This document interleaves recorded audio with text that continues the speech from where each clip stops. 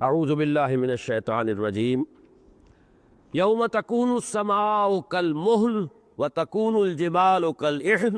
ولا یسأل حمیم حمیما۔ اصل مضمون جو ہے، جو ہم سے متعلق ہے، جس میں تذکیر ہے، جس میں نصیحت ہے، جس میں ہمارے لیے غور و فکر کا سامان ہے، تذکر کا سامان ہے، وہ یہ ہے ولا یسأل حمیم حمیما، اور نہیں پوچھے گا کوئی انتہائی گرم جوش دوست اپنے کسی انتہائی گرم جوش دوست کو، یعنی جس کو ہمارے ہاں محاورے میں کہا جاتا ہے نفسی نفسی کا عالم، نفسا نفسی۔ اور چونکہ ایک حدیث میں یہ نقشہ آیا ہے کہ تمام انبیاء کا حال بھی یہ ہوگا سوائے محمد الرسول اللہ صلی اللہ علیہ وسلم۔ لوگ جائیں گے اس دن کی شدائد کے لیے کہ ذرا آپ کیجئے، اللہ تعالیٰ سے درخواست کیجئے کہ یہ حساب جلدی ہو جائے، دن جو 50,000 برس کا ہوتا چلا جا رہا ہے، اور شدائد ہے اور ہول ہے، تو یہ سختی کٹے اور آخری فیصلے ہوں۔ تو وہ شفاعت کبریٰ والی جو حدیث ہے کہ جس رسول اور نبی کے پاس بھی جائیں گے وہ کہیں گے نفسی نفسی، مجھے تو اپنی پڑی ہوئی ہے، جاؤ محمد کے پاس جاؤ صلی اللہ علیہ وسلم۔ وہ اس وقت کوئی شفاعت کا جو ہے انہیں وہ مقام حاصل ہے، وہ ہے شفاعت کبریٰ، جس کو اب لوگوں نے آگے پھیلا لیا ہے بہت، کہ حضور پھر دعا کریں گے اور استدعا کریں گے پروردگار اب یہ حساب کتاب جلدی ہو جائے، اور اللہ تعالیٰ ان کی اس سفارش کو، یہ وہ شفاعت ہے جو قبول ہوگی۔ وہ آگے تصورات جو ہے شفاعت کے، وہ ہمارے من گھڑت قسم کے تصورات ہیں، یہ ہے اصل میں وہ شفاعت جس کا کہ حدیث میں ذکر ہے۔ بہرحال اس وقت جو نفسی نفسی کا عالم ہوگا اس کا نقشہ کھینچا گیا ہے، اور یہ مضمون اتنا اہم ہے کہ جیسا کہ میں نے آج بھی عرض کیا، پہلے بار عرض کیا ہے، اہم مضامین قرآن مجید میں دو مقامات پر ضرور آتے ہیں۔ جو نقشہ یہاں کھینچا گیا ہے وہی سورہ عبس کے اندر آپ کو آخری پارے میں ملے گا۔ یہاں فرمایا یبصرونہم، وہ دکھا دیے جائیں گے ان کو، یہ حسرت کے لیے، یہ ہے میرا وہ بیٹا، آج مجھے نہیں پوچھ رہا، جس کے لیے میں نے حلال حرام کیا، جس کے لیے میں نے اپنے آپ کو کھپا دیا، یہ ہے میری وہ بیوی، یہ ہے وہ میرا بڑا جانثار، جانثاری کا دم بھرتا تھا اور اپنی جان نچھاور کرنے کے لیے تیار رہتا تھا دنیا میں، اور آج کوئی پوچھنے کو تیار نہیں، کوئی کسی کی مزاج پرسی تک نہیں کر سکتا، ہر ایک کو پڑی ہوئی ہے اپنی۔ فرمایا یبصرونہم، تاکہ حسرت میں اضافہ ہو جائے، جیسے قرآن مجید میں جو فرمایا گیا کہ یہ ان کا ایندھن بنیں گے جہنم کا انسان اور پتھر، اور پتھروں کے بارے میں ایک رائے یہ ہے، بہت قوی رائے ہے، کہ وہ بت ہوں گے جو ان کے ساتھ جھونک دیے جائیں گے، تاکہ ان کی حسرت میں اضافہ ہوتا رہے کہ ان کو ہم پوچھتے رہے، اور ان کو ہم نے ڈنڈوت کی، ان کے سامنے ہم نے سجدے کیے، آج ہمارے ساتھ یہ بھی اسی جہنم کی آگ کا ایندھن بن گئے۔ اسی طریقے سے وہ دکھا دیے جائیں گے، یہ ہے تمہارے عزیز رشتہ دار، تمہارے محبوب، تمہارے محب، تمہارے جانثار، تم پر جان چھڑکنے والے، یبصرونہم، دکھا دیے جائیں گے ان کو۔ یود المجرم لو یفتدی من عذاب یومئذ ببنیہ، مجرم یہ چاہے گا اس دن کہ کسی طرح فدیے میں اس سے لے لیا جائے، عذاب سے بچاؤ کے لیے، اس کے بیٹے کو، بنی اولاد، بیٹے، وصاحبتہ واخیہ، اور اس کی بیوی کو لے لیا جائے فدیے میں، اسے چھوڑ دیا جائے، اور اس کے بھائی کو لے لیا جائے فدیے میں، وفصیلتہ التی تؤویہ، اور اس کا وہ کنبہ اور خاندان جو اس کے لیے جائے پناہ تھا، جو پناہ دیتا تھا۔ دنیا میں خاندان ہی انسان کے لیے پناہ گاہ ہے، اگر کہیں جھگڑا ہو گیا ہے تو آپ کے بھائی بند، آپ کے اعزاء و اقارب، خاندان، وہی آپ کا ساتھ دیں گے، وہی مشکل وقت میں آپ کے جو ہے وہ دست و بازو بنیں گے۔ تو وہ فصیلتہ التی تؤویہ، اس کا وہ گھرانہ، وہ کنبہ، وہ خاندان، وہ قبیلہ جو اسے پناہ دیا کرتا تھا، وہ سب کے سب چاہے گا ان سب کو جھونک دو آگ میں۔ وَمَنْ فِي الْأَرْضِ جَمِيعًا ثُمَّ يُنْجِيهِ، جو بھی زمین میں ہے سب کو جھونک دیا جائے، کسی طرح اسے نجات دے دی جائے، ثُمَّ يُنْجِيهِ، اسے نجات دے دی جائے۔ یہ ہوگی مجرم کی خواہش، یہ ہوگا نفسا نفسی کا عالم، اور اسی کا نقشہ جیسا کہ میں نے عرض کیا ہے سورہ عبس میں ہے، یوم یفر المرء من اخیہ وامہ وابیہ وصاحبتہ وبنیہ لکل امرئ منہم یومئذ شأن یغنیہ وجوہ یومئذ مسفرۃ ضاحکۃ مستبشرۃ ووجوہ یومئذ علیہا غبرۃ ترہقہا قطرۃ اولئک ھم الکفرۃ الفجرۃ۔ اس دن بھاگے گا انسان، یوم یفر المرء من اخیہ، اپنے بھائی سے، وَأُمِّهِ اور اپنی ماں سے، وَأَبِيهِ اور اپنے باپ سے، وَصَاحِبَتِهِ اور اپنی بیوی سے، وَبَنِيهِ اور اپنے بیٹوں سے، لِكُلِّ امْرِئٍ مِّنْهُمْ يَوْمَئِذٍ شَأْنٌ يُغْنِيهِ ہر ایک انسان کو اس روز بس اپنی پڑی ہوگی جو اسے باقی سب سے مستغنی کر دے گی، کسی اور کا دھیان آنے ہی نہیں دے گی، اتنی فکر اور اتنی جو ہے انسان کو اپنی پڑی ہوئی ہوگی۔ یہ ہے جیسا کہ میں نے عرض کیا، محاورتاً اس کو کہتے ہیں نفسی نفسی، یہ نفسا نفسی کا عالم ہوگا۔ اب اس میں جو سبق ہے وہ یہ ہے، کیوں یہ بات بتائی جا رہی ہے اور کیوں اس قدر شدت کے ساتھ، اہتمام کے ساتھ اس لیے بتائی جا رہی ہے کہ یہ کیفیت تمہاری اس وقت ہونی چاہیے، جو اس وقت ہوگی اس وقت ہو۔ اور اس کے کیا معنی یہ نہیں کہ تو چھوڑ دو، سب سے لا تعلق اختیار کر لو، بلکہ قرآن مجید کے دو مقامات کو اپنے ذہن میں لے آئیے۔ سورہ مائدہ میں فرمایا علیکم انفسکم لا یضرکم من ضل اذا اہتدیتم، لوگوں تم پر ذمہ داری اصلاً صرف اپنی ہے، کوئی شخص جو گمراہ ہو جائے تمہیں نقصان نہیں پہنچا سکتا بشرطے کہ تم ہدایت پر۔ تو سب سے پہلے فکر اپنی ہونی چاہیے۔ یہ جو ہم جو سوغات جو ہے ہدایت کی تقسیم کرتے ہیں، دور دراز یہاں سے وہاں تک پہنچ رہے ہیں، وعظ کہے جا رہے ہیں اور تقریریں ہو رہی ہیں، اپنے آپ کو بھولے ہوئے ہیں۔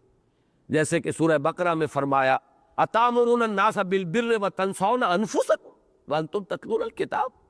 کیا تم لوگوں کو نیکی کا حکم دیتے اور اپنے آپ کو بھول جاتے ہو حالانکہ تم کتاب پڑھتے ہو۔ اس کتاب میں تو جو ہدایت دی گئی ہے وہ یہ ہے، اگرچہ اس کا یہ مطلب نہیں کہ دوسروں کو دعوت نہ دو، تبلیغ نہ کرو، دعوت دو، تب یہ تو تمہارا فرض ہے، یہ تمہاری ذمہ داری ہے،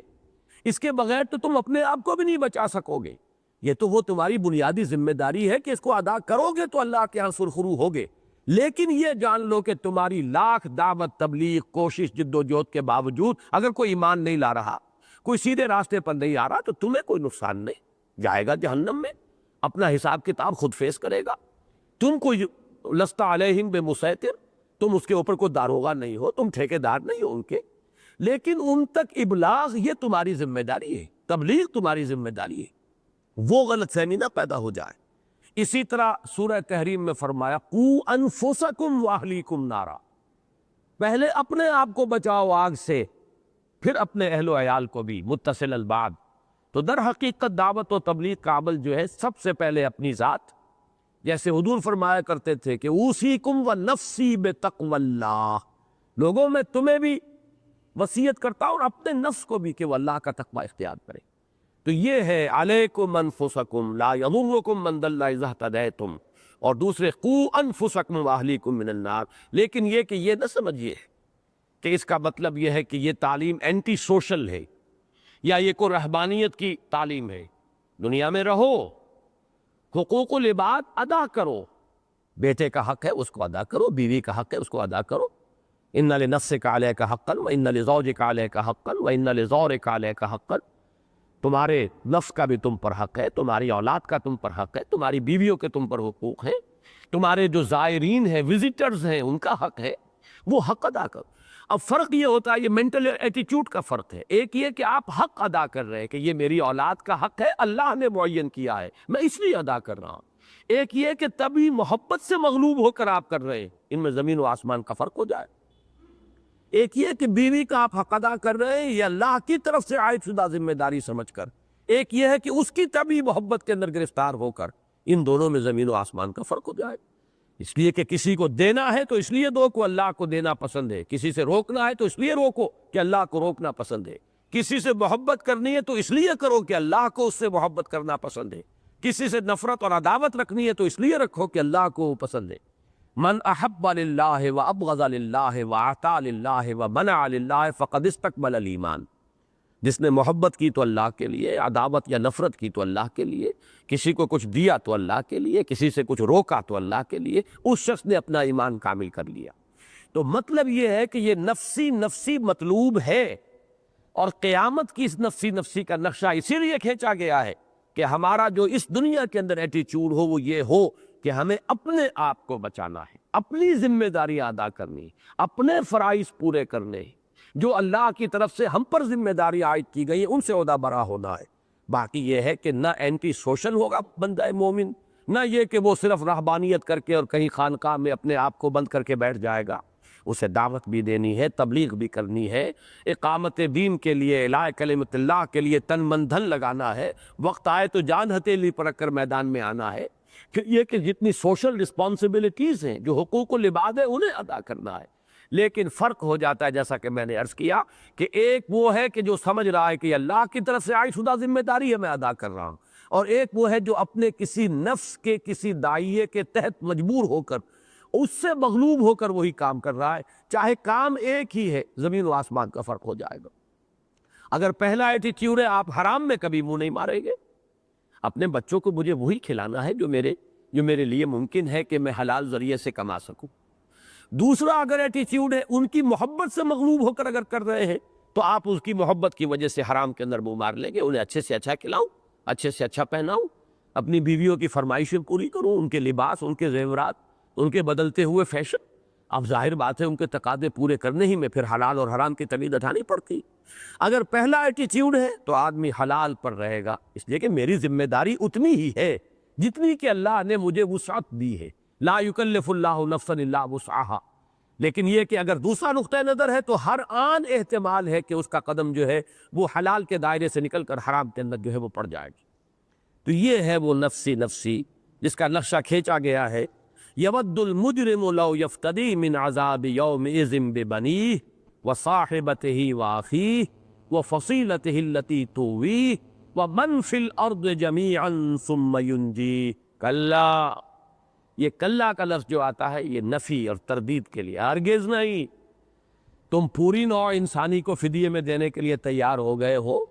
اب یہاں یہ معاملہ ہونے والا نہیں ہے، ہرگز نہیں. انہا لظا، وہ تو ہوگا ایک شعلہ، اور ہا جو ہے جہنم کے لیے چونکہ یہ آ رہا ہے اس لیے ضمیر جو ہے وہ اس کے لیے مؤنث ہے، آگ. وہ تو ضا کہتے ہیں، لظا وہ شعلہ جس میں کوئی دھواں نہ ہو، صاف شعلہ.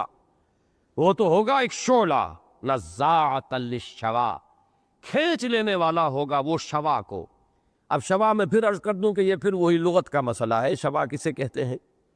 شوا ایک رائے یہ ہے کہ الاطراف، انسان کے جن کو ہم اپنی اناٹومی کی اصطلاح میں ایکسٹریمیٹیز کہتے ہیں، ہاتھ اور یہ پیر، ان کو کھینچ لینے والا، ادھیڑ دینے والا جسموں سے، گویا کہ چاٹ جائے گا وہ شعلہ ہاتھوں کو اور پیروں کو، اور یہ لمز جن کو ہم کہتے ہیں ایکسٹریمیٹیز، ان کو چاٹ جائے. ایک یہ ہے کہ شوا جو ہے یہ ہے کھوپڑی کی جلد جو ہے، کھال جو بڑی جمی ہوئی ہوتی ہے اور بڑی ٹائٹ ہوتی ہے، اس کو وہ گھسیٹ لے گا، وہ شعلہ جو ہے چاٹ جائے گا. یہ دونوں مفہوم ہے. اب میرے لیے ممکن نہیں ہے کہ ان میں سے کسی کی ترجیح کروں، نہ اس میں کوئی زیادہ تفاصیل میں جانے کا مجھے اور اس میں کوئی محنت کر کے اور کوئی رائے قائم کرنے کی ضرورت محسوس ہوتی ہے. چاہے وہ شعلہ جو ہے وہ ہاتھوں پیروں کو چٹ کر جانے والا ہو، اور چاہے وہ کھوپڑی کی کھال کو جو ہے ادھیڑ دینے والا ہو، اصل مطلب کیا ہے کہ انتہائی سخت وہ آگ ہوگی. وہ آگ بھی وہ نہیں ہوگی کہ جو مار دے، وہ آگ زندہ بھی رکھے گی، وہ مارے گی نہیں، جلا کر بھسم نہیں کرے گی. پھر وہ تمام اعضاء دوبارہ بھی ہو جائیں گے. کلما نضجت جلودہم بدلنا، تو جیسے جیسے ان کی کھالیں جھلس جائیں گی اب اور کھالیں انہیں دے دیں گے. لیکن یہاں تو در حقیقت اس کی ایک سختی کا، کلا انہا لظا نزاعۃ للشوا تدعو من ادبر وتولی. وہ پکارے گی، کھینچ لے گی اس کو کہ جس نے پیٹھ موڑی تھی. اور یہ دونوں الفاظ جو ہے، ادبرا پیٹھ موڑ کر چل پڑنا، تولا جو ہے وہ ویسے کسی جگہ پر کھڑے ہو کر اور رخ موڑ لینا، دونوں ایک ہی تقریباً ہم معنوب الفاظ ہیں. تدعو من ادبر وتولی، اس میں بھی وہ 100 کی آہنگ جو ہے اس کو سامنے رکھیے کہ وہ پیش نظر ہے. جس شخص نے بھی دنیا میں، اب یہاں لفظ تدعو بہت عجیب معنی دے رہا ہے. ایک دعوت دنیا میں دے رہے تھے محمد صلی اللہ علیہ وسلم، اس دعوت کو تم نے پیٹھ دکھائی، اندھے بہرے کانوں سے سنا، اس پر غور کرنے کے لیے تیار نہیں ہوئے، اس کے لیے تم نے اپنے دل کے کواڑ بند کر دیے، پیٹھ موڑ لی اور چل دیے. جیسا کہ سورہ قیامہ میں نقشہ آئے گا، فلا صدق ولا صلی ولکن کذب وتولی ثم ذهب الى اهله يتمطى اولی لک فاولی ثم اولی لک فاولی. تو دنیا میں جس نے دعوت نبوت کو نہیں سنا اور توجہ نہیں کی، اب یہ دعوت جہنم ہے جس کو کہ وہ یقیناً قبول کرنا پڑے گا اور وہ جہنم اسے کھینچ لے. تدعو من ادبر و تولا. یہ ادبر و تولا تو ایک ہی شے، جیسا کہ میں نے عرض کیا، دعوت کو رد کر دینا، قبول نہ کرنا، پیٹھ موڑنا، چلتے بننا. اس کے بعد جو انسانی کردار کا دوسرا حصہ آ رہا ہے، وَجَمَعَ فَأَوْعَى، یہ عمل کا معاملہ ہے. ساری محنت کی مال جمع کرنے پر، دولت جمع ہو جائے، اسباب جمع ہو جائیں، جائیداد جمع ہو جائے، فلاں چیز جمع ہو، جمع. فَأَوْعَى، وعاء کہتے ہیں برتن کو، تو اوعا خوب سینت کر رکھا، کھتے بھر کر جو ہے وہ اپنی اس دولت کو سنبھال کر رکھا. یہ جس کو کہ آخری پارے میں سورۃ ہمزہ میں آپ دیکھیں گے، الذی جمع مالا وعددہ یحسب ان مالہ اخلدہ. اسی کی مثال ہے سابق صورت میں، سورۃ الحاقہ میں جو آیا تھا کہ انہ کان لا یؤمن باللہ العظیم ولا یحض علی طعام المسکین. 2 آیتوں میں وہ کردار آ گیا. یہ اللہ العظیم پر ایمان نہیں رکھتا تھا، نمبر 1، اور مسکین کو کھانا کھلانے کے لیے کسی کو کہنے کے لیے تیار نہیں تھا. یہ گویا کہ ایک انسان کی فکری گمراہی کے لیے سمبل ہے، اللہ کو نہ ماننا، اللہ پر ایمان نہ رکھنا، اور ایک انسان کے اخلاقی تنزل اور انتہائی پستی کی علامت ہے، اس کے لیے سمبل ہے کہ خود تو کیا کسی کو کھانا کھلائیں، بھوکے کو، مسکین کو، کسی اور کو بھی آمادہ کرنے کے لیے تیار نہیں. اسی طریقے سے یہاں 2 ہی آیات میں پورے کردار کو سمو لیا. فرمایا من ادبر و تولا، ایک تو اس نے پیٹھ موڑی، چل دیا، قبول نہیں کیا، بات نہیں مانی. اور نمبر 2 وجمع فاوعى، بجائے اس کے کہ اپنے مال کو مساکین اور غرباء میں تقسیم کرتا، جو محروم ہے آگے آ جائے گا، جو کسی سبب سے پیچھے رہ گئے ہیں، جو محتاج ہے، ان کے لیے لگاتا. قل العفو پر عمل کرتا، جو تمہاری ضرورت سے زائد ہے دے ڈالو، یہ تمہارے مال میں اللہ نے دوسروں کا حق رکھا ہوا ہے. اس نے اس کو جمع کیا اپنے پاس اور خوب اس کو حفاظت کے ساتھ سیت کر رکھا. تو گویا کہ یہ پورا کردار اس میں آ گیا 2 آیتوں میں. تدعو من ادبر و تولا وجمع فاوعى ان الانسان خلق ہلوعا. یقیناً انسان پیدا کیا گیا ہے بڑا تھڑ دلا. ہلع کہتے ہیں اصل میں جزا فضا میں انتہائی انسان جزا فضا کر رہا ہے، نالا و شیون، یہ آگے بھی آ جائے گا، جزوعا. لیکن اس جزا فضا کے اندر جب انتہائی انسان جو ہے وہ یعنی کم ہمتی کا اور بہت ہی کم ظرفی کا ثبوت دے رہا ہو، برداشت کا مادہ ہے ہی نہیں، وہ ہے ہلع، تھڑ دلا، کم ہمتا، جس میں کردار کی طاقت نہیں ہے، صبر و استقامت نہیں ہے. اس میں ایک بڑا اہم سوال ہے، اسے اپنے سامنے سوالیہ نشان کے ساتھ لے آئیے کہ ان الانسان خلق ہلوعا، انسان پیدا ہی کیا گیا ہے تھڑ دلا. اب یہاں ایک سوال پیدا ہوتا ہے، تو پھر انسان کا قصور کیا ہے؟ اور پھر دوسرا اس سے بھی بڑا سوال کہ اللہ تو فرماتا ہے ہم نے بہترین بنایا، لقد خلقنا الانسان فی احسن تقویم. تو احسن تقویم تخلیق کے اندر یہ کہاں سے آ گئی ہے؟ یہ ہلوعا، یہ کیفیت کیوں آئی پھر؟ جبکہ اس کو یہ کہا گیا کہ پیدا کیا گیا انسان، خالق نے خود بنایا اسے تھوڑ دلا. اسی میں پھر ایڈ کیجئے خلق الانسان ضعیفا، انسان کو پیدا کیا گیا کمزور. تو پھر اس میں تو الزام معاذ اللہ آئے گا پیدا کرنے والے پر. وہ جو اقبال نے کہا ہے کہ نقش دیگر تراز دے آدم پختہ تر بیار، لابت خاک ساختن مینہ صدد خدائے را. کیونکہ اللہ تعالیٰ کے ساتھ تو شوخی اختیار کر لیتے ہیں شعراء، با خدا دیوانہ باشد با محمد ہوشیار. حضور کے ساتھ صلی اللہ علیہ وسلم بڑے احتیاط کی ضرورت ہے کہ کہیں کوئی شوخی جو ہے وہ اس بارگاہ میں نہ ہو جائے. اللہ کے ساتھ دیوانگی جو ہے وہ لوگ کر لیا کرتے ہیں. تو اللہ تعالیٰ کے ساتھ دیوانگی کے اسی انداز میں پوچھ رہا ہے کہ یہ کیا تو نے بنائے ہیں؟ یہ مٹی کے پتلے بنائے، یہ تیری شان کے شایان نہیں ہے، ایسی کچی مخلوق پیدا کر دی. لابت خاک ساختن مینہ صدد خدائے را، یہ مٹی کے پتلے بنائے تو کیا تیری خلاقی ہوئی؟ آدم پختہ تر بیار، نقش دیگر تراز دے، کوئی اور نقش جو ہے وہ اپنی تخلیق کا، کوئی اور جو ہے ایک یوں سمجھیے کلائمیکس، کوئی اور نمونہ پیش کر، نقش دیگر تراز دے آدم پختہ تر بیار، ذرا زیادہ مضبوط اور پختہ آدم پیدا فرما. لابت خاک ساختن مینہ صدد خدائے را، یہ خدا کے شایان شان نہیں ہے. مٹی کے پتلے جو ہیں وہ تو بچے بھی بیٹھ کر بنا لیتے. اب یہ جو ہے ایک خاص شوخ انداز کے اندر سوال، وہ میں آپ کے سامنے پوز کر رہا ہوں اسی طرح فرمایا گیا خلق الانسان من عجل، انسان تو پیدا ہی کیا گیا ہے جلد بازی سے، یعنی اس کی سرشت کے اندر جلد بازی ہے۔ یہ ہے اصل میں وہ سوال کہ جلد باز بھی اللہ نے بنایا، تھر دلا بھی اللہ نے بنایا،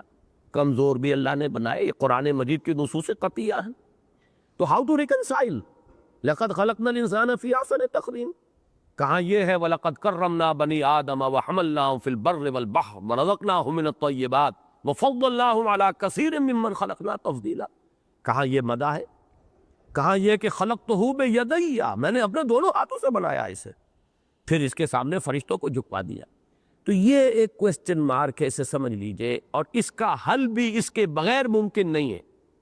جو میں سورہ حشر کے درس کے اندر بڑی تفصیل سے بیان کر چکا ہوں کہ قرآن مجید کے بہت سے گہرے مضامین جو ہے علم کے اور حکمت کے، وہ اس کے بغیر سمجھ میں نہیں آ سکتے کہ انسان ایک مرکب وجود ہے، اس کے دو اجزاء ہیں،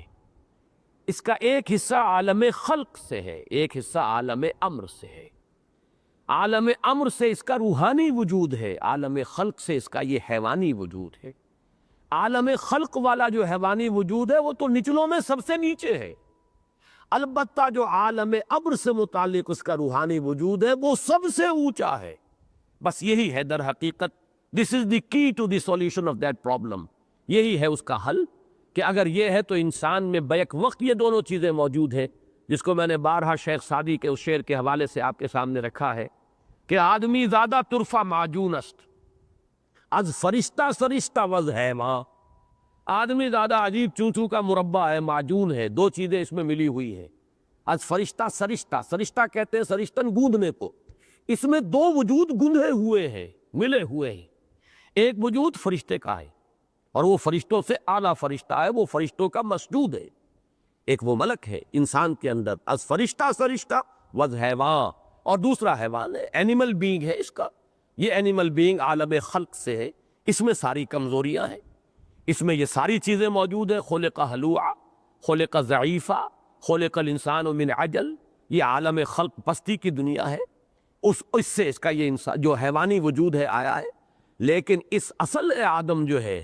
اصل جس کی بنا پر مسجود ملائک بنا ہے وہ یہ نہیں ہے، بلکہ وہ تو ہے فَإِذَا نَفَخْتُ فَإِذَا سَوَّيْتُهُ وَنَفَخْتُ فِيهِ مِن رُوحِي، جب میں اس کی تکمیل کر لوں، نوک پلک سوار دوں اور اس میں اپنی روح میں سے پھونک دوں، فَقَعُوا لَهُ سَاجِدِينَ، تو گر پڑنا اس کے سامنے سجدے میں۔ مسجود در حقیقت اس کا وہ روحانی ایلیمنٹ ہے، وہ اس کا روحانی وجود ہے، حیوانی وجود نہیں ہے۔ اس کے لیے دو الفاظ ہمیشہ ذہن میں رکھا کیجئے جو ہمارے ہاں غلطی سے ہم ان کو گڈمڈ کر دیتے ہیں۔ ہم کبھی کہہ دیتے ہیں انسان فطری طور پر کمزور واقع ہوا، یہ لفظ فطرت ہم نے غلط استعمال کیا ہے، انسان کی فطرت بلند ہے، فطر کا لفظ آئے گا اس کے لیے، البتہ انسان خلقی اعتبار سے، خلقت یا اس کو کہیں گے جبلت، جبلت جو ہے انسٹنکٹس، وہ حیوان کے لیے لفظ آتا ہے، دی اینیمل انسٹنکٹس، حیوانی جبلت ہے، اپنی جبلت کے اعتبار سے، اپنی طبعیت کے اعتبار سے، طبعیت فزیکل کے لیے ہم بولتے ہیں، فزکس طبعیات ہے، تو ہمارا جو فزیکل ایگزسٹنس ہے اس کو ہم کہیں گے یہ ہمارا طبعی وجود ہے، حیوانی وجود ہے، جبلی وجود ہے، یہ خلقی وجود ہے ہمارا۔ اس خلقی وجود کے اعتبار سے، جبلی وجود کے اعتبار سے، اور اسی طریقے سے طبعی وجود کے اعتبار سے، حیوانی وجود کے اعتبار سے انسان ہلع بھی ہے، خلق الانسان ہلوعا، وہ ہلو ہے، وہ تھڑ دلا ہے، کم ہمتا ہے، جلد باز ہے، جلدی سے ہی بنایا گیا ہے۔ اور فطرت جو ہے انسان کی، فطرت اللہ التی فطر الناس علیہا، یہ لفظ فطرت جو ہے یہ اس مقام پر آتا ہے، اللہ کی وہ فطرت جس پر کہ اللہ نے انسانوں کو بنایا ہے۔ تو یہ شے در حقیقت انسان کے اس علوی وجود کے لیے، اس روحانی وجود کے لیے جس کا تعلق عالم امر سے ہے، یہ اس کے ساتھ اس کا تعلق ہے، اس کے اعتبار میں وہ اونچوں سے سب سے اونچا، یہاں تک کہ ملائکہ سے افضل، مسجود ملائک، اور اس کے اعتبار سے ثم رددناہ اسفل سافلین، وہ نچلوں میں سب سے نیچے ہے، اور وہ ہے جس کے لیے یہ الفاظ آئیں گے خلق ضعیفا خلق ہلوعا، ان الانسان خلق ہلوعا۔ اب اس کے لیے وضاحت کی گئی ہے، اس کی گویا کہ تشریح ہے کہ یہ ہلو سے مراد کیا ہے۔ اذا مسہ الشر جزوعا واذا مسہ الخیر منوعا، جب اسے کوئی تکلیف پہنچتی ہے، شر، اب شر یہاں تکلیف کے معنی میں آئے گا، تکلیف، نقصان، ناپسندیدہ شے۔ اب ایک علیحدہ مضمون ہے یہ فلسفے کا کہ شر اور خیر کا مطلب کیا ہے، یہ ایبسولوٹ ویلیوز ہیں یا کیا ہے، مستقل ہے۔ تو در حقیقت اس کائنات میں شر جو ہے وہ صرف اضافی ہے، مطلق شر کا کوئی وجود نہیں، وہ اضافی ہے، ریلیٹیو ہے۔ مطلقاً خیر ہے، بیدک الخیر، کل خیر تیرے ہاتھ میں ہے اور سب کچھ تیرے ہی ہاتھ میں ہے۔ تو در حقیقت ہم کہہ سکتے ہیں کہ وہ خالق شر بھی ہے، خالق خیر بھی ہے، وہ اس اعتبار سے کہ جو ہمارے احساسات ہیں، ہمیں کوئی تکلیف آئی، ہم نے کہا شر ہے، کیا پتا اسی تکلیف کے پردے میں کوئی بہت بڑی ہمارے لیے اللہ کی رحمت چلی آ رہی، تم سمجھتے ہو، تم اس کو اپنے لیے برا سمجھتے ہو۔ عسیٰ ان تکرہوا شیئا وہو خیر لکم وعسیٰ ان تحبوا شیئا وہو شر لکم، تم کسی کو پسند کرو، ہو سکتا ہے تمہارے لیے شر ہو، اور تم کسی چیز کو ناپسند کرو، ہو سکتا ہے اسی میں تمہارے لیے خیر ہو۔ وَيَدْعُو الْإِنسَانَ بِالشَّرِّ دُعَاءَهُ بِالْخَيْرِ، انسان شر مانگ بیٹھتا ہے اپنے لیے، اب خیر مانگتے مانگتے وہ سمجھتا ہے میں خیر مانگ رہا ہوں، حقیقت میں جو شے مانگ رہا ہے وہ اس کے لیے خیر نہیں ہے، شر ہے۔ اب وہ بچہ جو تھا جس کا سورہ کہف میں ذکر آیا، جس کو کہ حضرت خضر نے قتل کر دیا، وہ والدین تو چاہتے ہوں گے کہ یہ بچہ رہے، زندہ رہے۔ اگر فرض کیجئے وہ بچہ بیمار پڑا ہوا ہے تو وہ تو گڑ گڑائیں گے، سجدے میں پڑیں گے، دعائیں کریں گے، اللہ ہمارا یہ بیٹا جو ہے اس کی صحت ہو جائے۔ انہیں کیا پتا کہ یہ ان کے حق میں شر بننے والا ہے۔ جب وہ حضرت خضر نے جب وہ اپنے تمام جو اقدامات تھے ان کی وضاحت کی کہ اصل تو اللہ کے حکم سے میں نے کیا ہے، اس لیے کہ یہ بچہ اگر جوان ہو جاتا تو بڑا سرکش ہو کر اٹھتا، اپنے والدین کے لیے سوہان روح بن جاتا، بڑھاپے میں ان کا سہارا بننے کی بجائے ان کے لیے کوفت کا اور اذیت کا سبب بنتا۔ اللہ نے چاہا کہ اس کو اسی وقت جو ہے لے لیا جائے اور اللہ انہیں ایک بہتر سعادت مند بیٹا عطا فرمائے۔ اب یہ حکمت تو انسان کے سامنے تو ہے نہیں، وہ تو دعائیں مانگتے ہوں گے کہ فرض کیجئے کہ وہ مجروح ہی ہوا ہو، قتل ایک دم نہ ہو گیا ہو تو کسی طریقے سے صحت ہو جائے اسے۔ ید الانسان بالشر دعاءہ بالخیر، تو یہاں شر کے لفظ کو سمجھیے، جو ہمیں ناگوار ہے شے وہ شر ہے۔ اذا مسہ الشر جزوعا، چنانچہ یہی بات چونکہ میں اس سے پہلے بھی عرض کر چکا ہوں کہ صحابہ کرام پر جو شدائد آ رہے تھے بظاہر تو شر تھے، لیکن اللہ کے اذن کے بغیر تو نہیں آ رہے تھے۔ ابو جہل کا ہاتھ شل نہیں ہو گیا جب وہ مار رہا تھا کوڑے حضرت بلال کو یا حضرت سمیہ کو یا حضرت یاسر کو، اللہ چاہتا تو ہاتھ وہی کا وہی رک جاتا، شل ہو جاتا، اور ایک کوڑا بھی وہ نہ مار سکتے۔ اذن رب کے بغیر تو اس کا ہاتھ یہ کوڑے نہیں مار رہا، تو کیوں تم اسے شر سمجھ رہے ہو؟ حقیقت میں یہ شر نہیں، اسی میں خیر ہے، اسی کے پردے میں زندگی کی نئی سحر جگمگا رہی ہے۔ بڑا پیارا شعر تھا کسی زمانے میں رئیس امروہوی نے کہا تھا، یہ ایک قطعہ تھا بڑا مفصل، اور میں نے اسے آب و تاب سے شائع کیا تھا عزم میں۔ یہ میرا زمانہ طالب علمی کا دور ہے، اصل میں شاید اس نے اسی واقعے پر کہا ہو کہ تاثر اسے فوری طور پر ہوا اس وقت، وقتی طور پر۔ مولانا مودودی کو اس وقت پھانسی کی سزا سنائی گئی تھی اور وہ پھانسی کے کوٹھڑی میں تھے، اس وقت اس نے یہ قطعہ کہا تھا، وہ وقت آیا کہ ہم کو قدرت ہماری سعی و عمل کا پھل دے، بتا رہی ہے یہ ظلمت شب کہ صبح نزدیک آ رہی ہے، سیاہیوں سے حزین نہ ہونا، غموں سے اندوہگی نہ ہونا، انہی کے پردے میں زندگی کی نئی سحر جگمگا رہی ہے۔ رئیس اہل نظر سے کہہ دو کہ آزمائش سے جی نہ ہارے، جسے سمجھتے ہو آزمائش وہی تو بگڑی بنا رہی ہے۔ تو ان آزمائشوں میں تو تربیت ہے، انہی سے تزکیہ ہے، انہی سے تمہارے عزم کا مظاہرہ ہوگا، اسی سے لوگوں کے دل پگھلیں گے۔ تم آگ میں جل رہے ہوگے لیکن لوگوں کے دل پگھلیں گے اور ان کے اندر قبول حق کی صلاحیت پیدا ہو جائے گی۔ تو یہ ساری چیزیں جو ہے جن کو تم شر سمجھتے ہو وہ شر نہیں ہے۔ میں نے در حقیقت اس میں رئیس کے لفظ کے نیچے زیر لگا دیا تھا۔ اس وقت جو بھی عقیدت اور محبت تھی مولانا مودودی سے، تو اس نے تو اپنا نام اصل میں اپنا جو ہے کیا کہتے ہیں اس کو، شاعر کا تخلص استعمال کیا تھا، رئیس اہل نظر سے کہہ دو۔ میں نے زیر لگا کے شائع کیا، رئیس سے اہل نظر سے کہہ دو کہ آزمائش سے جی نہ ہارے، جسے سمجھتے ہیں آزمائش وہی تو بگڑی بنا رہی۔ تو وہ ہے یہ شرط، اذا مسہ الشر جزوعا۔ انسان کے کم ہمتی کا اور انسان کے تھر دلے پن کا مظہر یہ ہے کہ جب اسے کوئی تکلیف پہنچتی ہے جو اس کو ناگوار ہے، جو اسے شر محسوس ہوتا ہے، تو جزع فضا نالا شیون فریاد ہائے اور نہ معلوم کس کس طرح کے وہ جو ہے احتجاج۔ وَإِذَا مَسَّهُ الْخَيْرُ مَنُوعًا، اور جب کوئی خیر پہنچ جائے، خیر مل جائے، اور خیر عام طور پر قرآن مجید میں دولت کے لیے بھی آتا ہے، إِنَّهُ لِحُبِّ الْخَيْرِ لَشَدِيدٌ، انسان دولت اور خیر، اس لیے کہ دنیا میں ہمارا تصور خیر کا یہی ہے، بھلا اسی کو کہتے ہیں کہ دولت مل گئی۔ اگر کوئی دولت مل جائے منوعا، منوعا کہتے ہیں روکنا، روک روک کر رکھنا کہ کوئی چیز دوسرے کو نہ پہنچ جائے، بلکہ وہی جمع فاوعا، اس نے مال جمع کیا اور کھتے بھر لیے اور ان کو سیت سیت کر رکھ رہا ہے، بجائے اس کے کہ اس سے فیض پہنچے دوسروں کو، بجائے اس کے کہ اس دولت سے جو اس کے پاس اضافی ہے، ضرورت سے زائد ہے، اس کا فیضان عام ہو جائے، لوگوں کو اس کا خیر پہنچے۔ اذا مسہ الخیر منوعا، تو وہ پھر روکتا ہے، اس کو اپنے ہی پاس سیت سیت کر سمیٹ سمیٹ کر رکھتا ہے، کہیں کسی اور تک یہ بات چیز جو ہے اس کی کوئی بھلائی نہ پہنچ جائے۔ الا المصلین، سوائے ان کے کہ جو نماز کی پابندی اختیار کرتے ہو،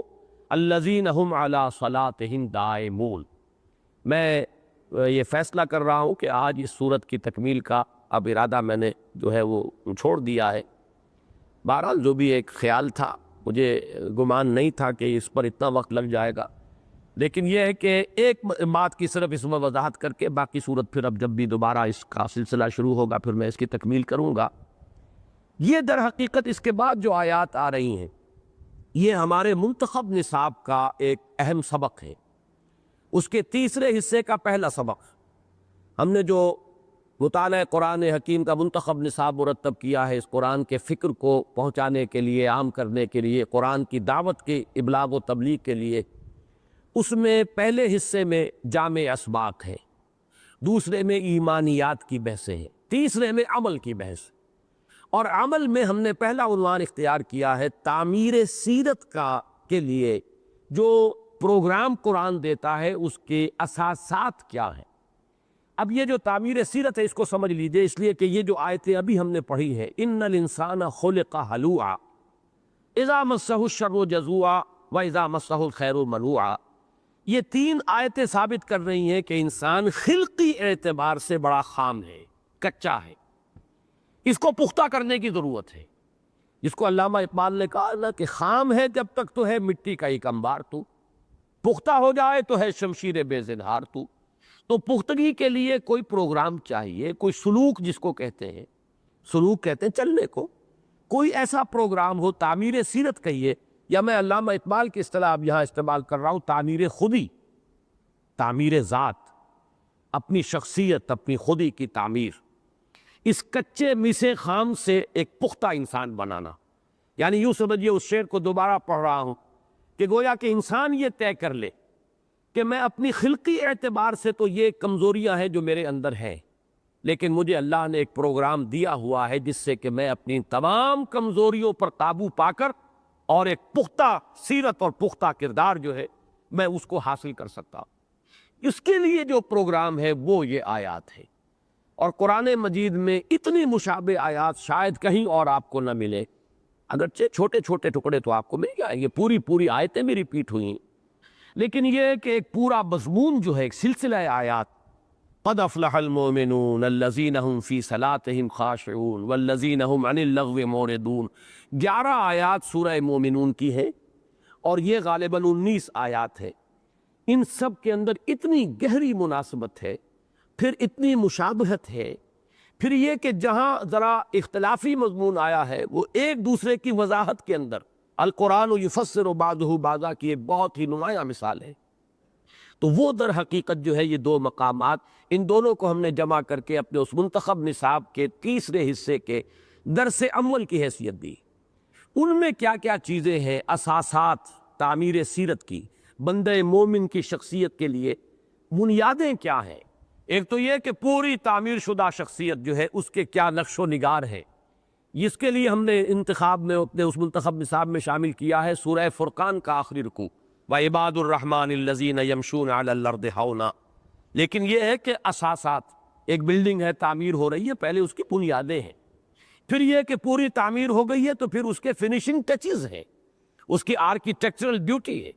تو وہ اس کے فنشنگ ٹچز اور آرکیٹیکچرل بیوٹی جو ہے بندہ مومن کی شخصیت کی وہ دیکھنی ہو تو وہ عباد الرحمن الذین یمشون علی الارض ہونا، وہاں سے وہ بات چلے گی اور پورا رکوع جو ہے اسی مضمون پر ہے۔ لیکن وہ جو فاؤنڈیشنز ہے، جو کارنر سٹونز ہیں جن کے اوپر کہ یہ تعمیر خودی اور تعمیر ذات اور تعمیر شخصیت اور تعمیر سیرت اور تعمیر کردار کا جو بھی ایک عمل ہے، آغاز جس سے ہوگا وہ یہ، اور اسی میں پھر وہ شعر یاد کر لیجئے، اسی پر میں آج کا بیان ختم کر رہا ہوں کہ جو اردو میں تو یہ ہے کہ خام ہے جب تک تو ہے مٹی کا ایک انبار تو، پختہ ہو جائے تو ہے شمشیر بے زنہار تو، لیکن فارسی کا وہ ان کا شعر اس میں بڑا شکوہ ہے، با نشہ درویشی در ساز و دمادم زن، چون پختہ شوی خود را بر سلطنت جم زن۔ اس میں جو یوں سمجھیے جامعیت ہے وہ آپ کو کہیں اور نہیں ملے گی، ورنہ ہمارے ہاں تعمیر شخصیت، تعمیر کردار، تزکیہ نفس، تربیت کا ایک نظام خانقاہی ہے۔ وہ خانقاہی نظام میدان میں نہیں لاتا، وہ ٹکراتا نہیں ہے، وہ باطل کے ساتھ مقابلے کی دعوت نہیں دیتا، وہ للکارتا نہیں ہے میدان میں آنے کے لیے، وہ در حقیقت وہ اپنی جگہ ایک مکمل نظام ہے۔ یہ نہیں کہ اس میں کوئی افادیت نہیں، افادیت ہے، اس کے اندر بھی فائدے ہیں، اس سے بھی انسان کے بہت سے جو سیئات ہیں وہ دھل جاتے ہیں، بہت سی اس کی جو خرابیاں ہیں وہ اس سے دور ہو جاتی ہیں، باطنی طور پر انسان کو دروبینی کا ایک موقع ملتا ہے، اپنے نیت کی اصلاح کے لیے ایک فکر پیدا ہو جاتی ہے۔ لیکن یہ ہے کہ وہ کردار جو اسلام چاہتا ہے وہ اس سے وجود میں نہیں آتا، کہ وہ ایک مجاہد کا کردار وجود میں آئے، وہ باطل سے پھر ٹکرائے، وہ آنکھوں میں آنکھیں ڈال کر للکارے۔ یہ کردار ہے در حقیقت جس کا پروگرام ہے جو قرآن مجید نے دیا ہے، اور اس کے لیے اساسات ہمیں قرآن سے لینی ہوگی۔ اسی لیے میں نے لفظ سلوک قرآنی بیان کیا ہے۔ اس سلوک قرآنی کے لیے جو اساسی پروگرام ہے وہ ان 19 آیات میں ہے، اور 11 آیات سورہ مومنون کی ابتدائی، اور اس کے لیے یہاں پر عنوان بہترین اختیار کیا گیا کہ تمہاری خلقت میں جو کمزوری ہے اس کو اوور کم کرنے کے لیے، اس کے اوپر غلبہ پانے کے لیے، اس کی تکمیل کے لیے، اپنی شخصیت کے ان خلاؤں کو پر کرنے کے لیے، اپنے اس کچے پن کو پختگی کے اندر تبدیل کرنے کے لیے یہ پروگرام ہے۔ صرف آیات پڑھ لیجئے، الا المصلین الذین هم علی صلاتهم دائمون والذین فی اموالهم حق معلوم للسائل والمحروم والذین یصدقون بیوم الدین والذین هم من عذاب ربهم مشفقون ان عذاب ربهم غیر مامون والذین هم لفروجهم حافظون الا علی ازواجهم او ما ملکت ایمانهم فانهم غیر ملومین فمن ابتغى وراء ذلك فاولئک هم العادون والذین هم لاماناتهم وعهدهم راعون والذین هم بشهاداتهم قائمون والذین هم علی صلاتهم یحافظون اولئک فی جنات مکرمون اللہم ربنا اجعلنا منہم اللہم ربنا اجعلنا منہم اللہم ربنا اجعلنا منہم آمین یا رب العالمین۔ بارک اللہ لی ولکم فی القرآن العظیم ونفعنی وإیاکم بالآیات والذکر الحکیم۔